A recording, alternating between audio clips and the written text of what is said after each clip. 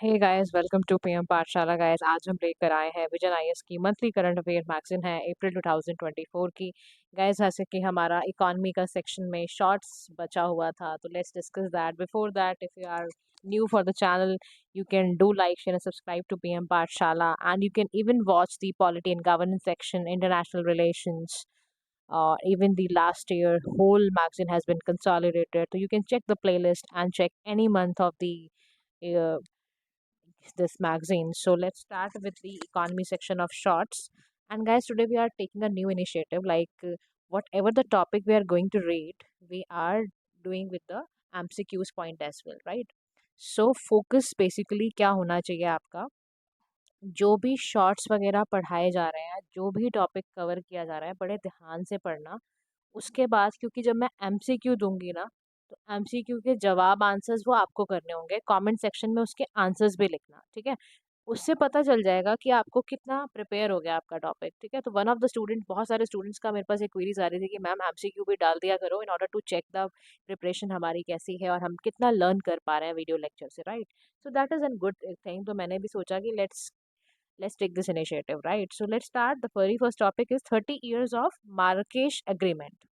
अब सबसे पहले समझते हैं मार्केश अग्रीमेंट जो 30 साल का हो गया है, ये क्या है, कैसे है, इसके बारे में डिस्कस करेंगे हम आज। तो गाइस देखो, WTO सेलिब्रेट कर रहा है 30 इयर्स ऑफ मार्राकेश अग्रीमेंट, 3 डिकेड्स हो गए हैं।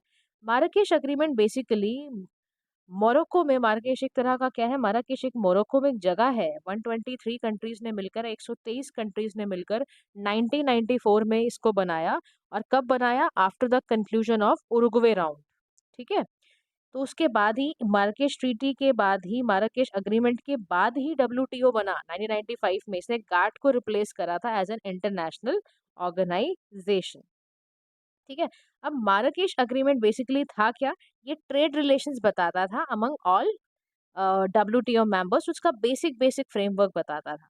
उसका स्कोप क्या है? इंटेलेक्चुअल प्रॉपर्टीज में, दूसरे टॉपिक्स में, मॉडर्न मल्टीलेटरल ट्रेडिंग सिस्टम के बारे में, नेगोशिएशंस कैसे करना है, गवर्नेंस कैसे करनी है, ये सारी चीजें। अब WTO से इसमें अचीवमेंट क्या क्या मिली, हम उस पॉइंट्स पे आते हैं। तो वेरी फर्स्ट अचीवमेंट इज, इससे ट्रेड बैरियर्स पे बात हुई कि भैया लो किए जाएं। 1995 से ही आप देखोगे वर्ल्ड ट्रेड का वॉल्यूम बढ़ गया। और कितना बढ़ गया? एक्सपेंड कर गया 2.7 टाइम्स। और एवरेज टैरिफ जो हो गया वो ऑलमोस्ट हाफ हो गया, from 10.5% to 6.4%।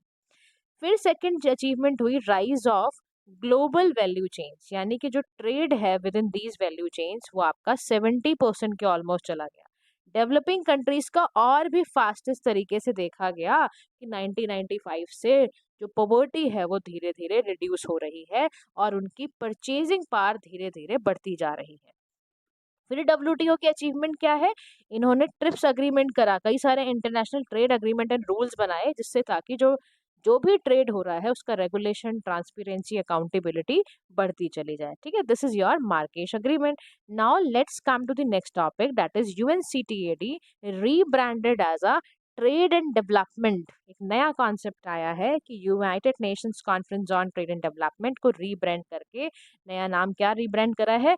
UN trade and development. Rebranding हर 60 इयर्स में इसकी एनिवर्सरी को सेलिब्रेट करने के किया जाता है। तो याद रखना, rebranding marks the start of 60th anniversary of the organisation. Senior citizen एक तरह से आप कह सकते हो गई है। तो ये स्ट्रेटेजिक कि आप इसमें मूव करते हो, चेक करते हो ग्लोबली।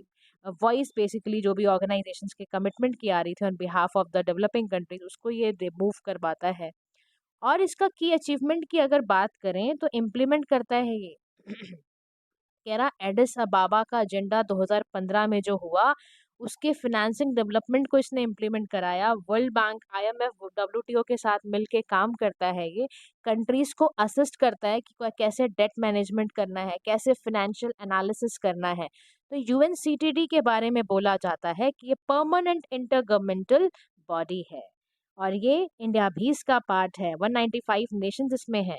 ये डेवलपिंग कंट्रीज को, पर्टिकुलरली जो लीस्ट डेवलप वंस हैं, उनको एड करता है, ठीक है। इसकी कई सारी फ्लैगशिप रिपोर्ट्स निकालता है, ट्रेड डेवलपमेंट रिपोर्ट निकालता है, वर्ल्ड इन्वेस्टमेंट रिपोर्ट निकालता है, डिजिटल इकोनॉमी रिपोर्ट निकालता है। Now the next topic is about living veg and minimum wage क्या होती है। गवर्नमेंट ने इसमें टेक्निकल असिस्टेंस मानी आईएलओ की कि भाई लिविंग वेज को फ्रेम करिए, क्योंकि इंडिया अभी तक मिनिमम वेज फॉलो कर रहा था जो बहुत स्टेगनेंट है सिंस 2017। तो कोड पास हुआ कि भाई यूनिवर्सल वेज फ्लोर पे चला जाए, सभी स्टेट वही इम्प्लीमेंट करें। बट इशू क्या है, मिनिमम वेज एक्ट 1948 गाइडलाइंस देता है बट पता नहीं है, स्पेसिफाई नहीं करता मिनिमम वेज को। मिनिमम वेज कई कई जॉब्स में फिक्स की गई हैं, जैसे मिनिमम वेज एक्ट 1948 से, कॉन्ट्रैक्ट लेबर से, ऐसे ऐसे करके। अब वेज पेमेंट में बड़ी डिस्क्रिपेंसी जानते हो क्यों आती है? क्योंकि ना लैक ऑफ इन्फोर्सेबिलिटी है। पूरी तरह से सभी स्टेट में मिनिमम वेज एक्ट अभी तरह से इम्प्लीमेंट नहीं हुआ है। फिर जेंडर डिस्पैरिटी भी बहुत देखने को मिलती है। वही काम जो मेन वुमेन कर रहा है, वुमेन को सैलरी कम मिल रही है, वेज कम मिल रही है, मेल को ज्यादा मिल रही है। तो लिविंग वेज को करने से फायदा क्या होगा, हमारा पॉवर्टी एलिवेशन एफर्ट बढ़ेंगे और हम अपने एसडीजी गोल जो हमें 2030 में कंप्लीट करने हैं उसकी तरफ हम ज़्यादा जल्दी बढ़ेंगे। हमारी वेज इनसफिशेंसी एड्रेस हो जाएगी, हमारा इन्फ्लेशन से जो हमारा वेज मैच नहीं कर पाता उसको हम डील कर पाएंगे, हमारी इकॉनमी इक्विटेबल और सस्टेनेबल हो जाएगी। लेकिन लिविंग वेज के साथ चैलेंज ये आता है कि इम्प्लीमेंट कराना सभी स्टेट में इतनी डाइवर्सिटी के साथ, क्योंकि देखो इंडिया में जो रीजन्स है ना, हर रीजन की लिविंग कॉस्ट बहुत अलग अलग है। दिल्ली में, मुंबई में, कैपिटल सिटीज में रहोगे बहुत महंगा है। कुछ और किसी सेमी अर्बन एरियाज में जाओगे वहाँ की लिविंग कॉस्ट अलग है। थोड़ा सा अर्बन एरिया में जाओ, रूरल एरिया में जाओगे वहाँ लिविंग कॉस्ट बिल्कुल अलग है। तो कह रहा है कि डिफरेंस बेसिकली क्या होता है, लिविंग वेज वो लेवल है जिसमें आप ना डिसेंट स्टैंडर्ड ऑफ लिविंग देना चाहते हो फैमिलीज को। मिनिमम वेज में कि इतना वेज हो कि व्यक्ति जो है वो एम्प्लॉयर मस्ट पे कि इतना लीगली जो उसके लोएस्ट आवर्स हैं उतना वो पे कर पाए। लिविंग वेज में आप क्वालिटी इनहेंस करने की बात कर रहे हो, मिनिमम वेज में आप चाहते हो कि वर्कर का एक्सप्लॉयटेशन ना हो जाए, इतना तो पैसा दे ही दो। तो समझ रहे हो, now we are working on standard of living, क्योंकि हमें स्टैंडर्ड ऑफ लिविंग क्यों बढ़ाना है, एसडीजी गोल्स अचीव करने हैं। Now the next topic is about credit deposit ratio. What is this? Indian banks are very much battling, इतना worst deposit crunch है 20 सालों से। आप डर जाओगे देख के। 80% सोचो, क्रेडिट डिपॉजिट रेशो हाईएस्ट थी 2005 से आ रही थी, ठीक है, उसके बाद आते आते बहुत कम, बहुत गैप आ रहा है। तो जो आपका कैश डिपॉजिट रेशो है वो क्या है, बेसिकली क्रेडिट डिपॉजिट रेशो क्या है? ऐसी रेशो जिसमें बैंक लेंड करता है आउट ऑफ द डिपॉजिट। भाई बैंक किसी को पैसा उधार पे कैसे देता है? जो उसके पास डिपॉजिट आते हैं उसी पैसे को मोबिलाइज करके आपको लेंड करता है। हाईएस्ट सीडीआर सजेस्ट करता है कि आपके पास सिग्निफिकेंट बैंक के रिसोर्सेज है जिसको आप लोन्स के लिए एलोकेट कर रहे हो। हायर सीडीआर का यही मतलब होता है, मतलब आपके पास पूरा पूरा पोटेंशियल है हाई रिस्क लेने का। आप इसको मॉनिटर भी करते रहो, बैंक्स उसको करते ही है ना, प्रूडेंट बैलेंस करके रखते हैं, लैंडिंग और रिस्क मैनेजमेंट में वो करना होता है। लेकिन कह रहा है बहुत वाइडनिंग गैप है क्रेडिट ग्रोथ में, डिपॉजिट ग्रोथ में। तो कह रहा है Indian banks are battling the worst deposit crunch in 20 years and at 80%। सोचो आप, the credit deposit ratio as it's highest since 2005। तो ये हाल है। तो अब उसके बाद नेक्स्ट हम टॉपिक पे चलते हैं, SEBI complaint redress system scores 2.0।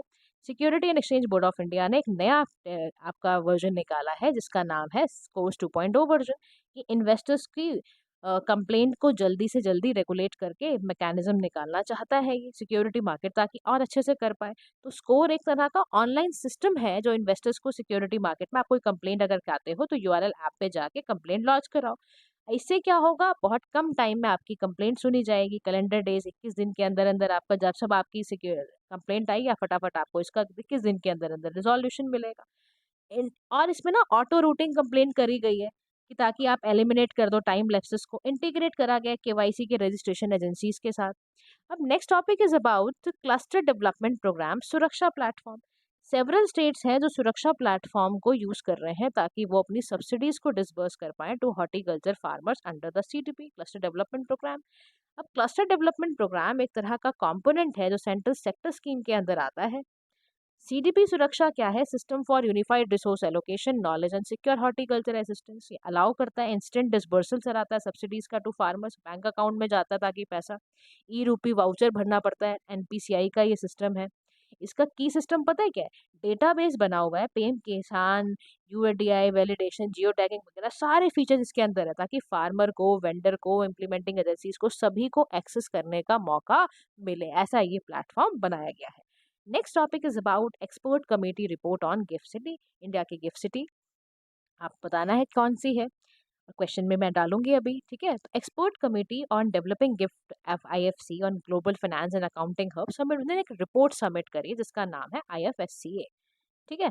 इस रिपोर्ट को बेसिकली जब कमेटी बैठती है, मिनिस्ट्री ऑफ फाइनेंस को देती है, पूरा नोटिफिकेशन बना के भेजती है, बुक कीपिंग, अकाउंटिंग, टैक्सेशन, सारा कुछ बना के देती है।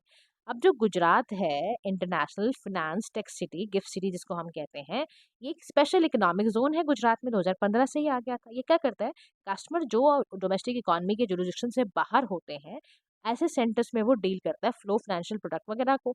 अब अपॉर्चुनिटी क्या होती है गिफ्ट IFSC को टू बिकम ग्लोबल फाइनेंस, इसका स्ट्रॉन्ग आपके पास आउटसोर्सिंग कैपेबिलिटी आ जाती है, आपके पास talent pool, skilled manpower का ज़्यादा से ज़्यादा आ जाता है। तो रिकमेंडेशन दी गई है नए रेगुलेशंस को प्रपोज करने की, ताकि नए नए बुक कीपिंग और टैक्सेशन सिस्टम कंप्लायंसेस वगैरह निकाल कर लाए जाएं। तो only firm that are registered as a company और लिमिटेड जो भी है वो ही इसमें अलाउड की जाएंगी, ये भी ध्यान रखना। Only firm that are registered as a company और लिमिटेड लाइबिलिटी पार्टनरशिप वालों को ही इसमें अ, वो आ सकते हैं, एलिजिबल होंगे। लॉन्ग टर्म स्ट्रेटेजीज क्या है, एजुकेशन के लिए भी, ऐसे ही स्किल एक्वायर करने वालों के लिए भी स्पेशलाइज डिग्री दी जाएगी। IFSC अथॉरिटी एक स्टैट्यूटरी बॉडी है, एक्ट के थ्रू आई है, 2019 का यूनिफाइड रेगुलेटर है, ये सारे के सारे फाइनेंशियल प्रोडक्ट्स को, सर्विसेज को डेवलप करती है, रेगुलेट करती है। Next topic is about payment aggregator. PayU जो है इसको रिसीव हुआ है इन प्रिंसिपल अप्रूवल RBI से कि आप इसको PA की तरह, पेमेंट एग्रीगेटर की तरह आप इसे क्या करिए, ऑपरेट करिए। PA क्या होता है, पेमेंट एग्रीगेटर्स क्या होते हैं, फाइनेंशियल टेक्नोलॉजी कंपनी होती है जो इलेक्ट्रॉनिक पेमेंट की प्रोसेस को सिंप्लीफाई करते हैं, वो बिजनेसेस होते हैं, जैसे गूगल पे है, फोन पे है, कैश फ्री है। ये इंटरमीडियरी है किसके बीच में, बिजनेस और फाइनेंशियल इंस्टीट्यूशंस के बीच में है। ये कब से आया, कंपनीज एक्ट के तहत ही आया। जो नॉन बैंक PAs हैं उनको ऑथराइजेशन लेनी पड़ती है RBI से, एक एक्ट के तहत, payment and settlement system act 2027, sorry 2007। And the next is India gaming report 2024 release हुई है। Interactive entertainment and innovation council in WinZO ने ये रिपोर्ट रिलीज करी है। इसमें 568 मिलियन यूजर्स हैं। India officially largest gaming market बनती जा रही है गाइस, बी केयरफुल। क्या बोला मैंने, इंडिया आज की डेट में लार्जेस्ट गेमिंग मार्केट बनती जा रही है and account for everyone in 5 online gamers. मतलब 5 में से अगर हम देखें तो आपका एक जो बंदा गेमर का होगा वो इंडिया का ही होता है। Indian gaming market is expected to reach $6 billion by 2028। Number of gaming जो इंडियन गेमिंग कंपनीज है वो सर्ज हुई है, 25 थी पहले 2015 में, अब 1400 हो गए हैं। मतलब हमारे देश में गेमिंग इंडस्ट्री बहुत पावरफुल हो गई है। कह रहा कि क्या वजह है गेमिंग इंडस्ट्री इतनी बूस्ट क्यों कर रही है, कह रहा हाई स्पीड इंटरनेट है, अफोर्डेबल है, लोगों के पास स्मार्टफोन्स हैं, 820 मिलियन यूजर्स है जो स्मार्टफोन यूज कर रहे हैं। फिर यंग पॉपुलेशन हमारे देश में बहुत सारी है, डिस्पोजेबल इनकम बढ़ गई है लोगों की, पर कैपिटा इनकम बढ़ गई है। फिर सप्लाई साइड फैक्टर्स क्या है कि ग्लोबल इन्वेस्टमेंट गेम डेवलपमेंट में, गेम करियर को रिवॉर्ड करना, वर्नेकुलर लैंग्वेज का कंटेंट बढ़ गया है, गेमिफिकेशन इंडियन कल्चर का एक पार्ट बन गया है। इस वजह से बहुत, मतलब देखो डिमांड भी है और सप्लाई भी बहुत अच्छे से दी जा रही है। तो गेमिंग कंट्रीब्यूशन सोसाइटी में क्या करती है, ये सोशल आइसोलेशन खत्म करती है, कम्युनिटी बिल्ड करती है, स्पेशली फॉर वुमेन गेमर्स, है ना। और इसमें रिसर्च, एजुकेशन, स्किलिंग बढ़ रही है। ये पेनिट्रेशन करेगी तो वर्चुअल रियलिटी ये सब बहुत बढ़ेगा, AI की वजह से भी बढ़ रहा है। लेकिन इसमें चैलेंज भी है, सस्टेनेबिलिटी बहुत बड़ा इशू है, इंटरनेट पॉल्यूशन भी करती है।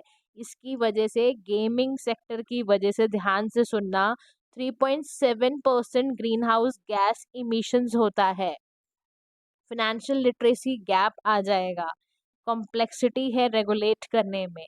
गेमिंग बहुत डेट्रीमेंटल इफेक्ट डालती है इन बच्चों के फिजिकल एंड मेंटल हेल्थ पर। कह रहा याद है ब्लू व्हेल चैलेंज, बहुत बच्चों ने इस वजह से सुसाइड और बहुत सारे टेंडेंसीज को एक्सेप्ट अडॉप्ट करा था।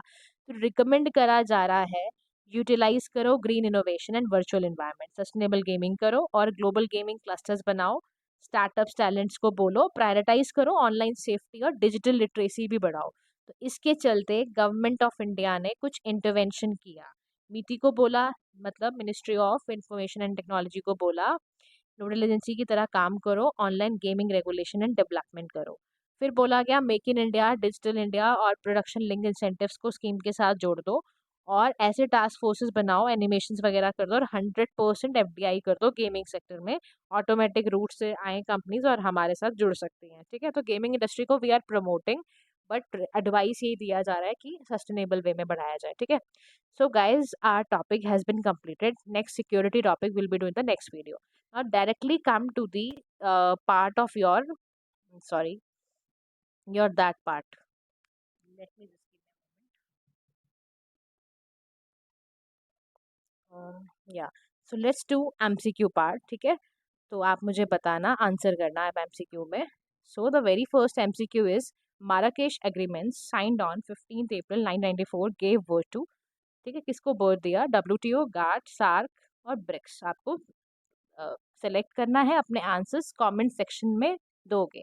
डेली कमेंट करोगे तो डेली एमसीक्यूज आपको मिलते रहेंगे। और आप सच में चाहते हो, देखो ये बहुत हेल्दी प्रैक्टिस है कि पढ़ो और इमिडिएटली आंसर करो, तो उससे आपकी बहुत, सच बता रही हूँ, बहुत कंसोलिडेट हो जाएगा topic. Now come to the next topic, that is the next question is consider the following statement regarding the national conference on trade and development. एक मिनट गाइस, सो या इसमें देखो आप, इसके अंदर the very first statement is the permanent intergovernmental body established by United Nations General Assembly 1964. It's a part of UN General Assembly and also the World Trade Organization. Its headquarters in Washington DC. Fourth statement is 2017 UNCTD, the government of Vietnam signed a memorandum of understanding on debt and development finance strategies. आपको correct statement बतानी है, options आपके सामने है, note the options clearly और इसको आप solve करिए। Next question is about living wage for workers come under which article of the Constitution? Use your brains and answer it. Options are in front of you. First option is Article 51A. Second option is Article 43. Third option is Article 55. Fourth option is Article 44. Next question is about where is GIFT City located in India? First option is Madhya Pradesh, Himachal Pradesh, Gujarat, Karnataka. अपने सारे answers को आपको comment section में करना है। Next question is about the question number 5, that is responsibility of fixing minimum wage lies with. First option is state government. Second option is district magistrate. Third option is appropriate government. Fourth option is local authorities. Now you have to mark the right answer. Next question is about consider the following statement with reference to cluster development program Suraksha. Right. So very first option is digital platform will disburse subsidies to horticulture farmers. The platform will utilize the e-rupee voucher from the National Payment Corporation of India. The platform will provide subsidies to farmers at the time of marketing of the horticultural practices. आपको correct statement बतानी है, option आपके सामने है, only one, only two, all three, none. तो अपने option select करिए और अपने कमेंट सेक्शन में आंसर्स करेंगे। जिसके आंसर्स बिल्कुल ठीक होंगे उसको तो फिर बल्ले बल्ले, आप समझ लो आप बहुत अच्छे से पढ़ रहे हो। ठीक है, so guys, thank you so much for listening. Do like, share, subscribe to PM Pathshala. Have a nice day to all.